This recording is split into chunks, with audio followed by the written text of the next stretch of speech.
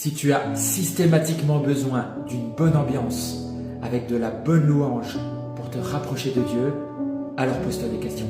Tu es censé être capable de te rapprocher de Dieu seul dans ta chambre, en toute simplicité, sans un environnement musical qui touche aussi à tes émotions. Je ne dis pas que nos émotions sont mauvaises. On peut pleurer devant un film, comme on peut pleurer en écoutant de la musique ou de la louange, parce qu'on est des êtres émotionnels et Dieu nous a voulu ainsi.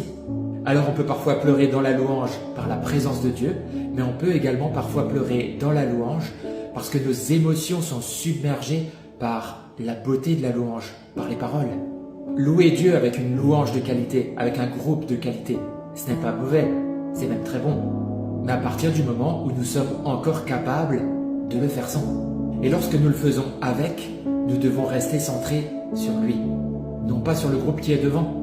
Concentré sur sa voix, non pas sur la voix de celui qui a le micro. C'est la différence entre assister à un concert ou rentrer dans un moment de louange. J'aime louer Dieu dans mon assemblée avec une centaine de frères et sœurs qui m'entourent et une louange de qualité. Mais j'aime également louer Dieu avec seulement 2 ou 3 frères à la maison et une guitare, même si on chante pas très juste. Ça ne m'empêchera pas de m'approcher de Dieu. Et enfin, j'aime louer Dieu tout seul, dans ma maison, en marchant de pièce en pièce. Il n'y a pas qu'une seule bonne façon de faire, mais nous devons de temps en temps nous poser la question: suis-je encore capable de m'approcher de Dieu en toute simplicité? Soyez bénis.